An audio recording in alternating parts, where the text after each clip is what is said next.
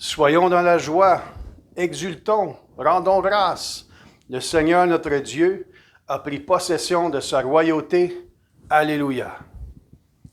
Au nom du Père et du Fils et du Saint-Esprit, Amen.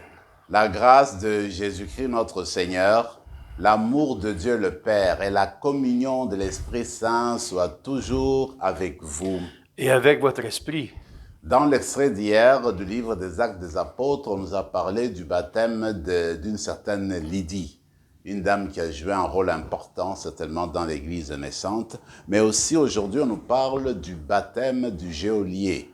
Alors, peut-être qu'au début de cette rencontre, nous sommes invités à nous rappeler notre propre baptême, au moment où nous avons été plongés dans la foi de l'Église. Alors, en commençant notre prière, laissons-nous transformer, laissons-nous porter par la miséricorde du Père qui nous rapproche de lui et qui nous rapproche les uns des autres. Je confesse à Dieu Tout-Puissant, je reconnais devant mes frères et sœurs que j'ai péché en pensée, en parole, par action et par omission. Oui, j'ai vraiment péché.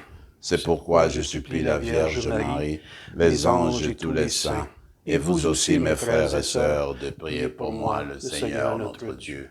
Que Dieu Tout-Puissant nous fasse miséricorde, qu'il nous pardonne nos péchés et nous conduise à la vie éternelle. Amen. Seigneur, prends pitié. Seigneur, prends pitié. Ô Christ, prends pitié. Ô Christ, prends pitié. Seigneur, prends pitié. Seigneur, prends pitié. Prions le Seigneur.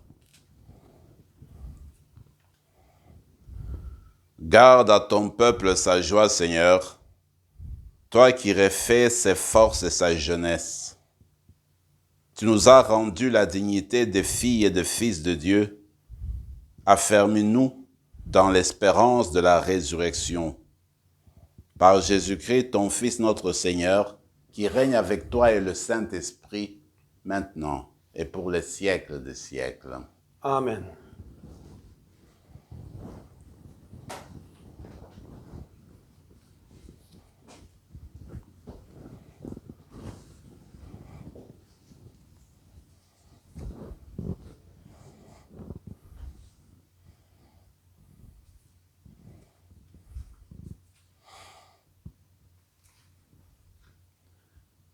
Du livre des Actes des Apôtres.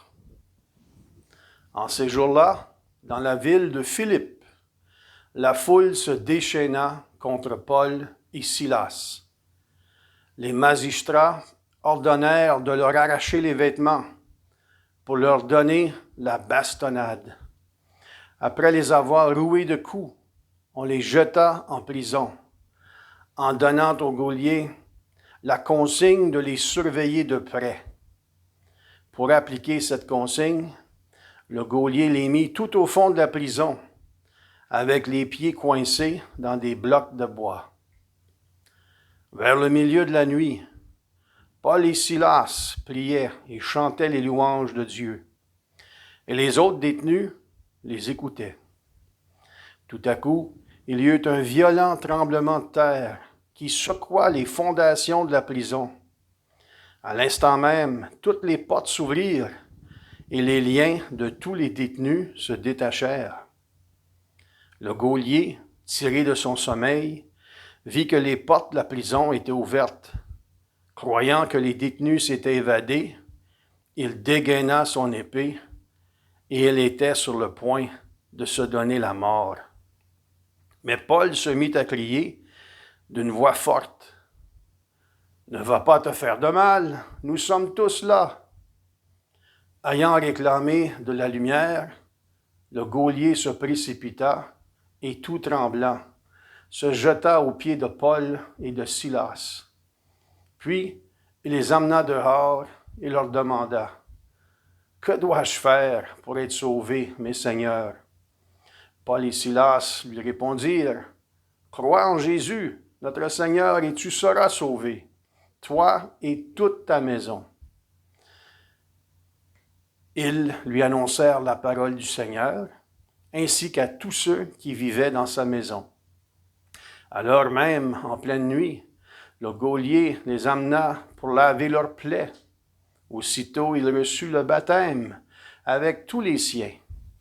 Puis, il fit monter chez lui Paul et Silas. Il fit préparer la table, et avec toute sa maison, le geôlier laissa déborder sa joie de croire en Dieu. Parole du Seigneur. Nous rendons grâce à Dieu. Ta main droite me sauve, Seigneur. Ta main droite me sauve, Seigneur. De tout mon cœur, Seigneur, je te rends grâce. Tu as entendu les paroles de ma bouche. Je te chante en présence des anges, et vers ton temple sacré, je me prosterne. Ta main droite me sauve, Seigneur. Je rends grâce à ton nom pour ton amour et ta vérité, car tu élèves au-dessus de tout ton nom et ta parole. Le jour où tu as répondu à mon appel, tu fis grandir en mon âme la force. Ta main droite me sauve, Seigneur. Ta droite me rend vainqueur. Le Seigneur fait tout pour moi. Seigneur, éternel est ton amour. N'arrête pas l'œuvre de tes mains.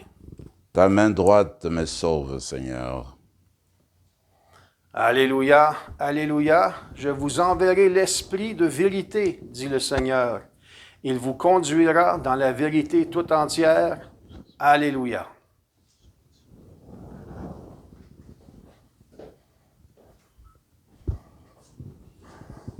Le Seigneur soit avec vous. Et avec votre esprit. Évangile de Jésus-Christ selon saint Jean. Gloire à toi, Seigneur. Jésus disait à ses disciples, « Je m'en vais maintenant auprès de celui qui m'a envoyé, et aucun de vous ne me demande où vas-tu. Mais parce que je vous dis cela, la tristesse remplit votre cœur. Pourtant, je vous dis la vérité. Il vaut mieux pour vous que je m'en aille, car si je ne m'en vais pas, le défenseur ne viendra pas à vous. Mais si je pars, je vous l'enverrai. Quand il viendra, il établira la culpabilité du monde en matière de péché, de justice et de jugement. En matière de péché, puisqu'on ne croit pas en moi. En matière de justice, puisque je m'en vais auprès du Père et que vous ne me verrez plus. En matière de jugement, puisque déjà le prince de ce monde est jugé. Acclamons la parole du Seigneur. Louange à toi, Seigneur Jésus.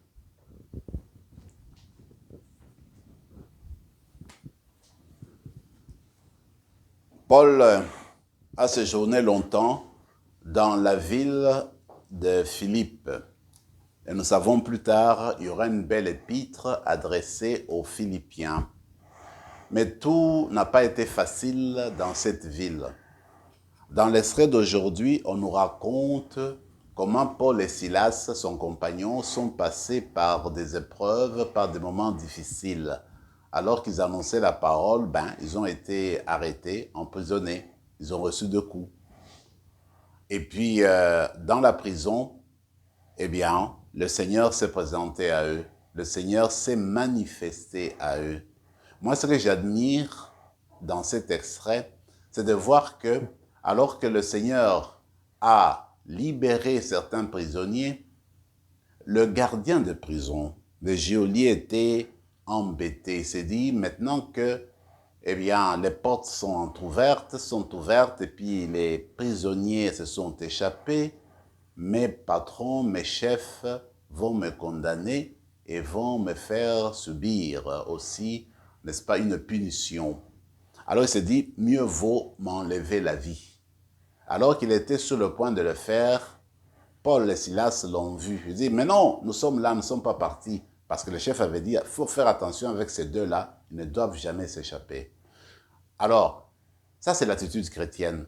Parce que quelqu'un pourrait dire, celui-là, il nous a emprisonnés. C'est lui qui nous surveille. Laissons-le aller. Laissons-le, il va se tuer. Et puis nous autres, nous allons être libres. Mais non. Non, nous sommes encore ici, ne te fais pas de tort. Ça, c'est la préoccupation de l'amour chrétien qui va toujours chercher le bien des autres. La deuxième chose que je trouve importante et interpellante, c'est quand le geôlier a vu cette merveille-là, et puis il invite Paul et Silas dans sa maison. Il s'est fait baptiser et il prépare la nourriture pour eux. Il les demande de rester chez lui. Ça, c'est l'hospitalité chrétienne qui est en train de se dessiner. C'était la même chose dans l'extrait qu'on a entendu hier avec l'histoire de Lydie. Quand elle a été baptisée, la même chose, elle a demandé aux compagnons, à Paul et à ses compagnons, de demeurer dans sa maison, de rester dans sa maison comme ses hôtes. Alors, la même chose comme ses invités. La même chose aussi, ce qui s'est passé avec le gardien de prison. Il dit, écoutez, je suis chrétien, je suis devenu comme l'un d'entre vous, c'est la même maison, nous sommes des frères, restez chez moi.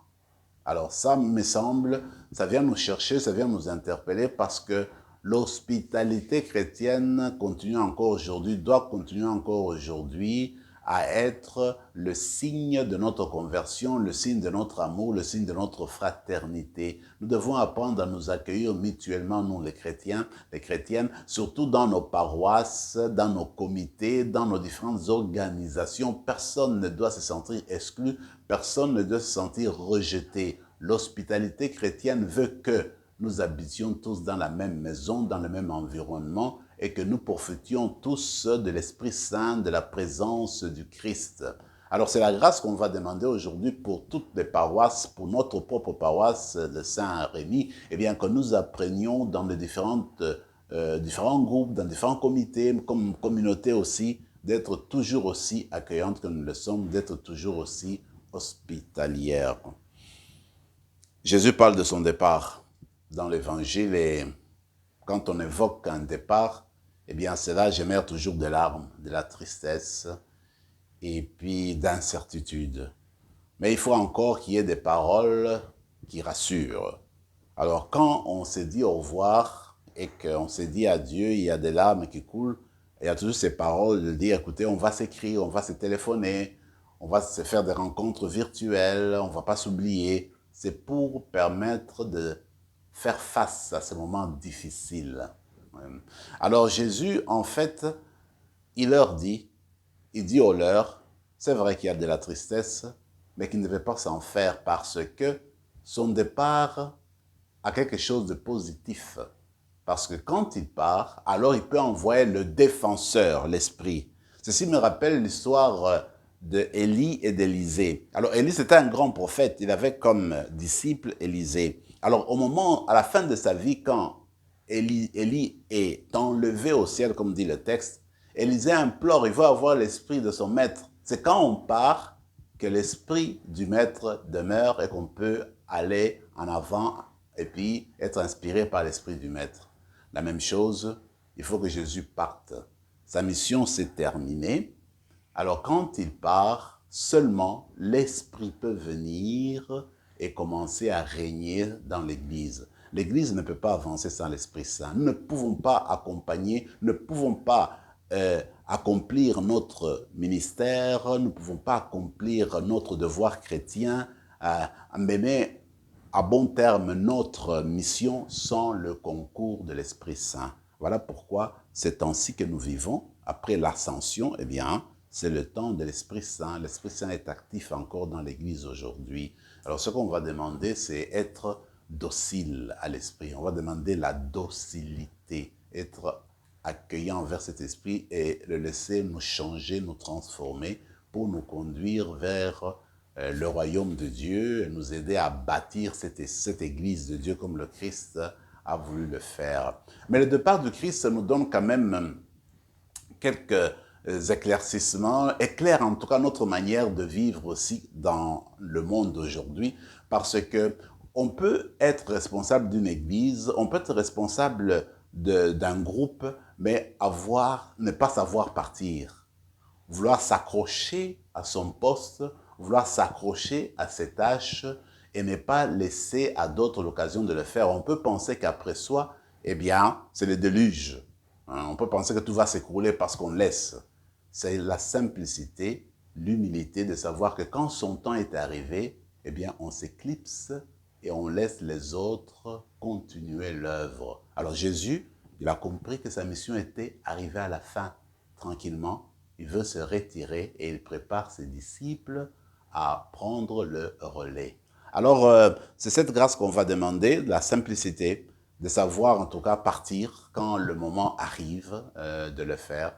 Et on le fait dans la simplicité, dans l'humilité, en se tournant vers le Seigneur et toujours pour le bien de la communauté chrétienne, pour le bien de nos familles, pour le bien de nos amis, pour le bien en fait de l'humanité si vous voulez. Alors que l'Eucharistie d'aujourd'hui, la célébration d'aujourd'hui, encore une fois, nous fasse approfondir notre foi chrétienne, réveille à nous toutes nos vertus chrétiennes pour que nous continuions sans fatigue à annoncer que Jésus-Christ est vraiment ressuscité et que nous sommes appelés à l'édification d'un nouveau monde. Amen. Amen.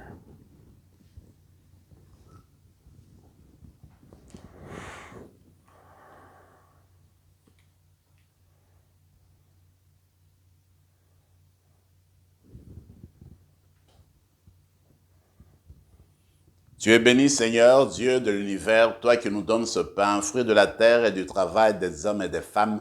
Nous te le présentons, il deviendra le pain de la vie. Béni soit Dieu, maintenant et toujours.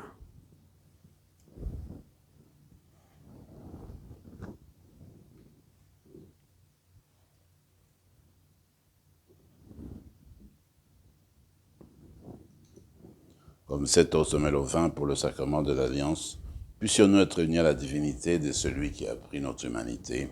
Tu es béni, Seigneur, Dieu de l'univers, toi qui nous donnes ce vin, fruit de la vigne et du travail des hommes et des femmes. Nous te le présentons, il deviendra le vin du royaume éternel. Béni soit Dieu, maintenant et toujours. Humbles et pauvres, nous te supplions, Seigneur, accueille-nous, que notre sacrifice en ce jour trouve grâce devant toi. Lave-nous de nos fautes, Seigneur, purifie-nous de nos péchés. Prions ensemble, mes frères et mes sœurs, au moment d'offrir le sacrifice de toute l'Église. Pour la gloire de Dieu et le salut du monde. Donne-nous, Seigneur, de te rendre grâce toujours par ces mystères de Pâques. Il continue en nous ton œuvre de rédemption, qu'il nous soit une source intarissable de joie. Par Jésus le Christ notre Seigneur. Amen. Le Seigneur soit avec vous. Et avec votre esprit, Élevons notre cœur. nous le tournons vers le Seigneur. Rendons grâce au Seigneur notre Dieu. Cela est juste et bon. Vraiment, il est juste et il est bon de te glorifier, Seigneur, en tout temps, mais plus encore en ces jours où le Christ, notre Pâque, a été immolé. En détruisant un monde déchu, il fait une création nouvelle. Et c'est de lui que nous tenons désormais la vie qu'il possède en plénitude. C'est pourquoi le peuple des baptisés, rayonnant de la joie pascale, exulte par toute la terre, tandis que les anges dans le ciel chantent sans fin l'hymne de ta gloire. Saint, Saint, Saint, le Seigneur, Dieu de l'univers, le ciel et la terre sont remplis de ta gloire. Hosanna au plus haut des cieux. Béni soit celui qui vient au nom du Seigneur. Hosanna au plus haut des cieux. Tu es vraiment saint, Dieu de l'univers, et toute la création proclame ta louange, car c'est toi qui donnes la vie, c'est toi qui sanctifies toutes choses par ton Fils Jésus-Christ notre Seigneur, avec la puissance de l'Esprit Saint, et tu ne cesses de rassembler ton peuple afin qu'il te présente partout dans le monde une offrande pure. C'est pourquoi nous te supplions de consacrer toi-même les offrandes que nous apportons. Sanctifie-les par ton esprit pour qu'elles deviennent le corps et le sang de ton Fils Jésus-Christ notre Seigneur qui nous a dit de célébrer ce mystère. La nuit même où il fut livré, il prit le pain. En te rendant grâce, il le bénit, il le rompit et le donna à ses disciples en disant « Prenez et mangez-en tous, ceci est mon corps livré pour vous. »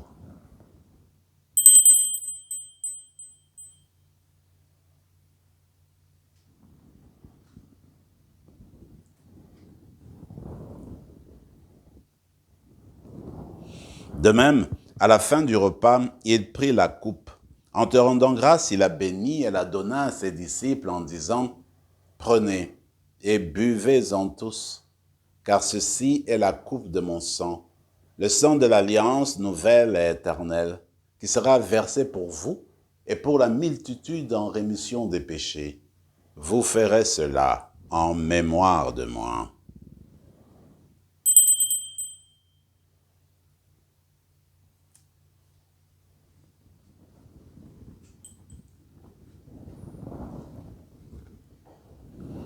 Il est grand le mystère de la foi. Nous proclamons ta mort, Seigneur Jésus. Nous célébrons ta résurrection. Nous attendons ta venue dans la gloire. En faisant mémoire de son Fils, de sa passion qui nous sauve, de sa glorieuse résurrection et de son ascension dans le ciel, nous implorons, alors que nous attendons son dernier avènement, nous présentons cette offrande vivante et sainte pour te rendre grâce. Regarde, Seigneur, le sacrifice de ton Église et daigne y reconnaître celui de ton Fils qui nous a rétablis dans ton alliance. Quand nous serons nourris de son corps et de son sang et remplis de l'Esprit Saint, accorde-nous d'être un seul corps et un seul esprit dans le Christ. Que l'Esprit Saint fasse de nous une éternelle offrande à ta gloire, pour que nous obtenions un jour les biens du monde à venir, auprès de la Vierge Marie, la bienheureuse Mère de Dieu, avec Saint Joseph, son époux, avec les apôtres, les martyrs, Saint Rémy, et tous les saints qui ne cessent d'intercéder pour nous. Et maintenant, nous te supplions, Seigneur, par le sacrifice qui nous réconcilie avec toi, étends au monde entier le salut et la paix. Affermis la foi et la charité de ton Église au long de son chemin sur la terre. Verse sur ton serviteur, le pape François, notre évêque Marcel, l'ensemble des évêques, les prêtres, les diacres, et tout le peuple de racheté. Écoute les prières de ta famille assemblée devant toi et ramène à toi, Père très aimant, tous tes enfants dispersés. Pour nos sœurs et frères défunts, pour les hommes et pour les femmes qui ont quitté ce monde dont tu connais la droiture, nous te prions.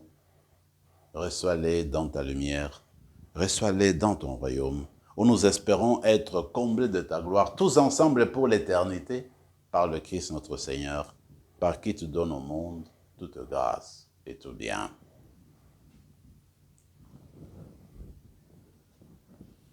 Par lui, avec lui et en lui, à toi, Dieu le Père Tout-Puissant, dans l'unité du Saint-Esprit, tout honneur et toute gloire pour les siècles des siècles.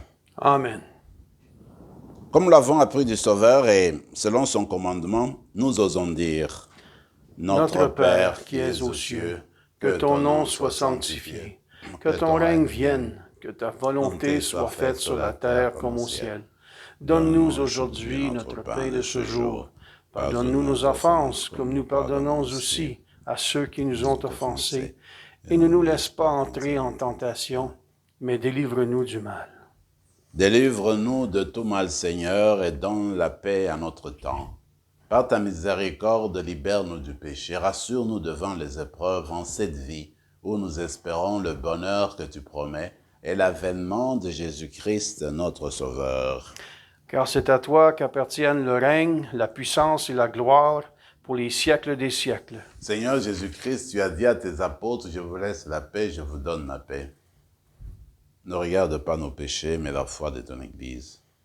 Pour que ta volonté s'accomplisse, donne-lui toujours cette paix et conduis-la vers l'unité parfaite, toi qui règnes pour les siècles des siècles. Amen. Que la paix du Seigneur soit toujours avec vous. Et avec votre esprit, Agneau de Dieu, qui enlève le péché du monde, prends pitié de nous. Agneau de Dieu, qui enlève le péché du monde, prends pitié de nous.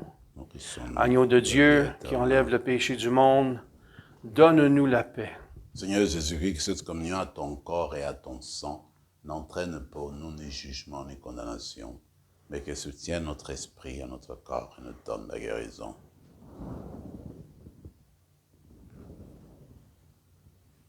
Heureux les invités au repas du Seigneur, voici le ressuscité, l'agneau de Dieu qui enlève le péché du monde. Seigneur, je ne suis pas digne de te recevoir, mais dis seulement une parole et je serai guéri. Que le corps et le sang du Christ nous gardent pour la vie éternelle. Amen.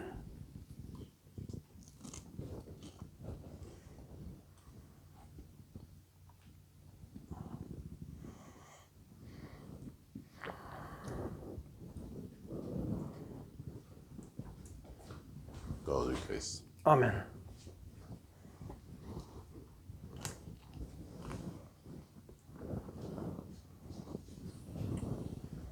Maintenant que nous avons reçu spirituellement le Seigneur en nous, demandons-lui la grâce de vivre à fond l'hospitalité chrétienne.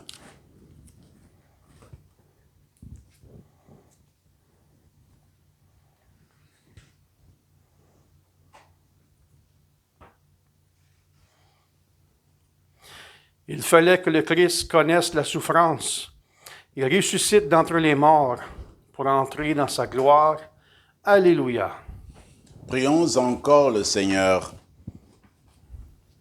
Écoute nos prières, Seigneur, que cet échange mystérieux où l'être humain est racheté nous soutienne durant la vie présente et nous apporte les joies éternelles. Par Jésus le Christ, notre Seigneur. Amen. Le Seigneur soit avec vous. Et avec votre esprit. Et que Dieu Tout-Puissant vous bénisse, le Père, le Fils et le Saint-Esprit. Amen. Allez dans la paix du Christ.